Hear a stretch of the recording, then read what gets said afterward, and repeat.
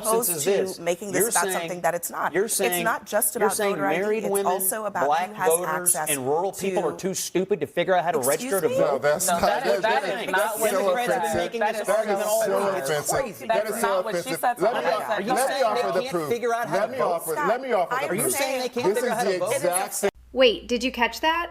A major media panel just claimed rural voters are too stupid to figure out how to register. This is exactly why the SAVE Act debate is turning into a full-blown culture war. Let's look at what's really happening. You should be thinking about your constituents or your I think they're smart enough to figure out how to register to vote. Abby. Hold on. Most Americans don't have a passport. Many Americans don't have access to their birth certificate. Many women, a majority of women who change their names for marriage have to provide additional proof that they've changed their legal names in order to register to vote. I have heard Democrats Scott, make these same arguments. why don't you actually respond to the substance of what I'm saying? I am, and as the substance opposed is to this. making this about something that... Look at the guy in the background. His face says it all when the rural argument drops. This is the heart of the divide right now. One side is arguing that basic documentation like passports and birth certificates are essentially access barriers that certain populations just can't navigate. But listen to the tone. It's hitting that condescension meter hard.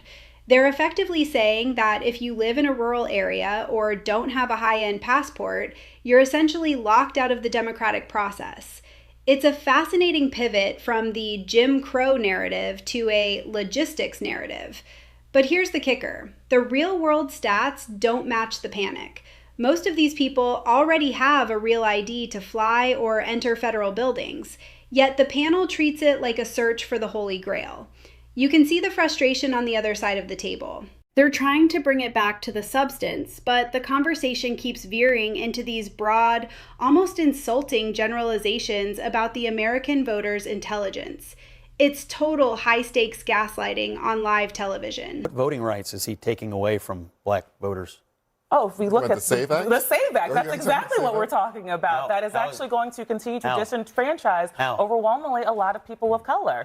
There are so many civil rights organizations that have run the data. If we look at the way that it is going to disenfranchise black voters, it's the same reason why Chuck Schumer called it Jim Crow 2.0. So this is the same president. If we want to continue... You haven't said how yet. I am talking about it. It's the way that you're putting new poll taxes on this when you're making people have...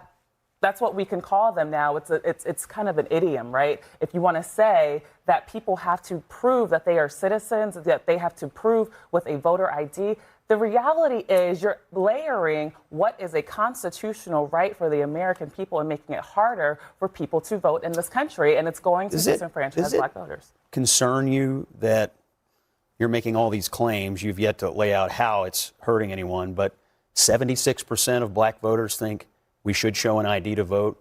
80% of Hispanic voters, 83% of the American people.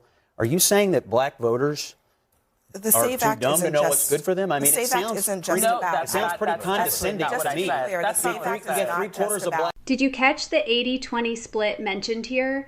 That is a massive disconnect. When you have 76% of black voters and 80% of Hispanic voters saying yes to showing an ID, calling it Jim Crow 2.0 feels like a strategy stuck in a time machine. The panel is trying to paint this as a targeted attack on minority rights, but the math is telling a completely different story. It's almost like they're fighting a ghost of the past while ignoring the actual consensus of the present. Notice the poll tax mention. That's a very specific choice of words. They're trying to link a security measure to a dark era of American history to trigger an emotional response. But look at the counter argument. It's literally asking if these voters are too dumb to know what's good for them. It's a brutal call out of the expert class. The tension in the room is thick because the old labels aren't sticking anymore. When the majority of the community you claim to represent wants the security measure you're fighting, the narrative starts to fracture in real time. This is peak political theater. And so today, I am glad to announce that the Congressional Progressive Caucus has adopted an official position to hold ICE accountable.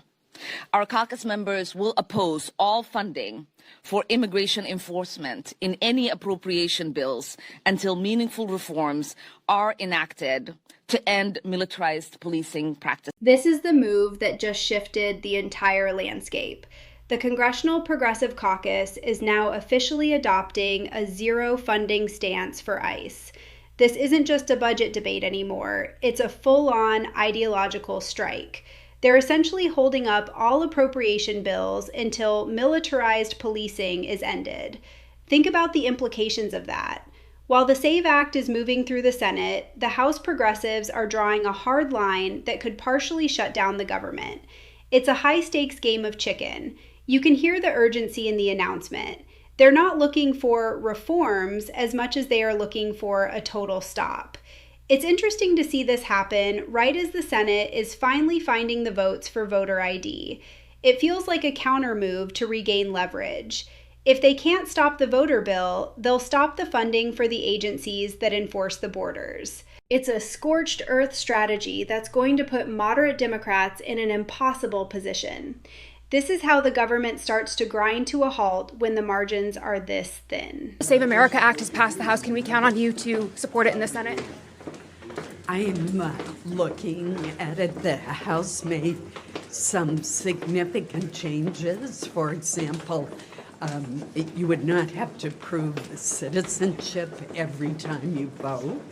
That's a good change. Makes sense to have a requirement the first time when you register, but not every time. I've long supported voter ID.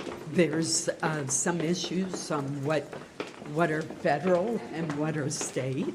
So I'm still this is a work in progress, but I've got to go to the Health Committee. Look at Susan Collins here. She's the classic swing vote architect in the Senate, and she's doing the dance. She's acknowledging the changes made in the House version, specifically that you don't have to prove citizenship every time you vote, only when you register. That's a massive concession designed to win over people like her. But notice how she avoids a hard yes or no. It's all work in progress and looking at the state versus federal issues. This is the Maverick playbook. She wants to see exactly how much leverage her vote has before committing. If Fetterman is really a yes, as the rumors suggest, she loses some of that power. But if the GOP needs her to get to 50, she becomes the most powerful person in DC for a day. You can see the reporter trying to pin her down, but she's been doing this too long. She's waiting for the final text to see which way the political wind is blowing. It's a masterclass in Senate strategic ambiguity. 3/5 of the senators duly chosen and sworn not having voted in the affirmative. The motion is not agreed to. Mr. President. Recognize the majority leader. I enter a motion to reconsider. The motion is entered. And here is the actual moment the DHS funding bill went down, 52 to 47. It failed because it couldn't reach that 3/5 threshold. This is the technical reality of a divided Senate. While the SAVE Act is getting all the headlines, this vote is what actually shuts down the Coast Guard, TSA, and Secret Service operations. It's a reminder that while one bill is passing hurdles, the basic functions of government are teetering.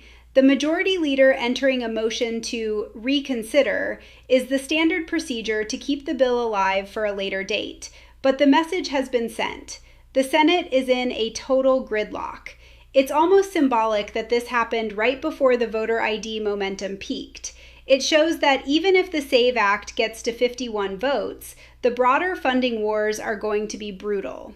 We're watching a partial shutdown play out in slow motion because neither side is willing to blink on the big issues like border enforcement. It's the ultimate definition of a political stalemate. The SAVE Act is heading for a nuclear Senate showdown. Is this election security or just more political theater? Drop your thoughts in the comments. See you in the next one.